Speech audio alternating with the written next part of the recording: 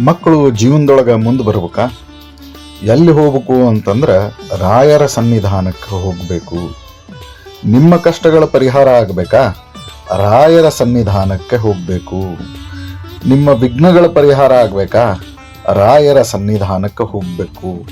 ತುಂಗಭದ್ರೆಯ ಸ್ನಾನವನ್ನು ಮಾಡಬೇಕು. ಅಲ್ಲಿ ಗುರುಗಳ ಸ್ಮರಣೆಯನ್ನು ಮಾಡಬೇಕು. ನೀವು ನಿಮ್ಮ ಕುಟುಂಬ ಸಮೇತರಾಗಿ ರಾಯರ ಸನ್ನಿಧಾನಕ್ಕೆ ಹೋಗಬೇಕು.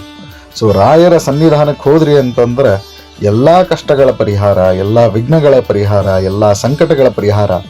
ಅದಕ್ಕೆ ನಾನು ಎಲ್ಲರಿಗೂ ಹೇಳೋದಿಷ್ಟೇ, ಜೀವನದೊಳಗೆ ಕಷ್ಟಗಳು, ವಿಘ್ನಗಳು, ಸಂಕಟಗಳಿಗೆ ನೀವು ಹೇಳಬೇಕು ರಾಯರಿದ್ದಾರೆ.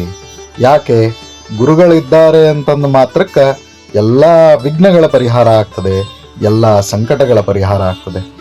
ಮಕ್ಕಳನ್ನು ಕರ್ಕೊಂಡು, ಹೆಂಡತಿಯನ್ನು ಕರ್ಕೊಂಡು, ಎಲ್ಲ ರೀತಿಯಾದಂಥ ಸಂಬಂಧಿಕರ ಕರ್ಕೊಂಡು ನೀವು ಹೋಗಬೇಕಾದಂತಹ ಜಾಗವೇ ಗುರುರಾಯರ ಸನ್ನಿಧಾನ.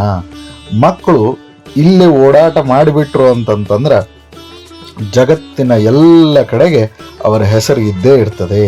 ಜಗತ್ತಿನ ಯಾವ ಭಾಗಕ್ಕೂ ನೀವು ಅವ್ರನ್ನ ಕರ್ಕೊಂಡು ಹೋಗಿ ಬಿಟ್ರು ಅಲ್ಲಿ ಅವರು ಜೀವನವನ್ನು ನಡೆಸಬಲ್ಲರು.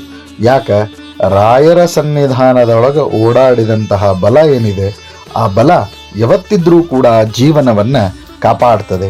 ಆದ್ದರಿಂದ ಜೀವನದೊಳಗೆ ಕಷ್ಟಗಳು, ವಿಘ್ನಗಳು, ಸಂಕಟಗಳು, ಸಂಸಾರದ ಜಂಜಾಟಗಳು ಏನೇ ಬಂದರೂ ಕೂಡ ಹೋಗಬೇಕಾಗಿದ್ದೆಲ್ಲೇ ಅಂತಂದರೆ ರಾಯರ ಸನ್ನಿಧಾನಕ್ಕೆ. ಕೆಲವೊಮ್ಮೆ ಜೀವನ ಭಾಳ ಬೇಸರ ಆಗಿಬಿಡ್ತದೆ.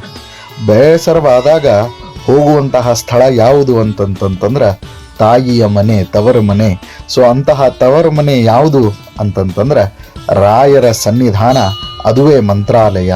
ಸೊ ಈ ಮಹಾತ್ಮರ ಸನ್ನಿಧಾನಕ್ಕೆ ಹೋದಾಗ ನಮಗನಿಸೋದಿಷ್ಟೇ, ಭಕ್ತಿಯ ಭಾವ, ಆ ಭಕ್ತಿಯ ಭಾವದಿಂದ ಸಂಸಾರ ಅಂತನ್ನುವಂತಹ ಬಂಧನವನ್ನು ನೀಗಿಸಿಕೊಳ್ಳುವಂತಹ ಶಕ್ತಿ. ಸೊ ಅದು ಬರುವಂಥದ್ದು ಎಲ್ಲೇ ಅಂತಂದ್ರೆ ರಾಯರ ಸನ್ನಿಧಾನದೊಳಗೆ. ಅದಕ್ಕೆ ಮಕ್ಕಳನ್ನ ಎಲ್ಲಿ ಓಡಾಟ ಮಾಡಿಸ್ರಿ, ಎಲ್ಲಿ ಓಡಿಸ್ರಿ, ಎಲ್ಲಿ ನಡೆಸ್ರಿ, ಎಲ್ಲಿ ನಿಲ್ಲಿಸ್ರಿ, ಎಲ್ಲಿ ಕೂಡಿಸ್ರಿ, ಎಲ್ಲಿ ತಿನ್ನಿಸ್ರಿ, ಎಲ್ಲಿ ಉಣಿಸ್ರಿ ಅಂತಂತಂದ್ರೆ ರಾಯರ ಸನ್ನಿಧಾನದೊಳಗೆ ಇದೆಲ್ಲವನ್ನ ಮಾಡ್ರಿ. ವರ್ಷಕ್ಕೆ ಒಮ್ಮೆ ಆದರೂ ಕೂಡ ತಪ್ಪದೆ ಗುರು ಸನ್ನಿಧಾನಕ್ಕೆ ಹೋಗ್ರಿ. ಗುರುಗಳಿಗೆ ಪ್ರದಕ್ಷಿಣೆ ಹಾಕ್ರಿ, ನಮಸ್ಕಾರ ಮಾಡಿ ಆ ಒಂದು ಕ್ಷೇತ್ರದಲ್ಲಿ ನಿಮ್ಮ ಮಕ್ಕಳನ್ನ ಬಿಡ್ರಿ. ಸೊ ಆ ಕ್ಷೇತ್ರದೊಳಗೆ ಎಷ್ಟು ಮಹಾತ್ಮೆ ಅದ ಅಂತಂತಂದ್ರೆ ಮಕ್ಕಳು ಬರೀ ಅಲ್ಲಿ ಹೋಗೋದ್ರಿಂದಲೇ ಸಾಕು, ಜೀವನದೊಳಗೆ ಉತ್ತುಂಗಕ್ಕೆ ಬೆಳಿತಾರೆ. ಜೈ ಶ್ರೀ ಗುರು ರಾಘವೇಂದ್ರ.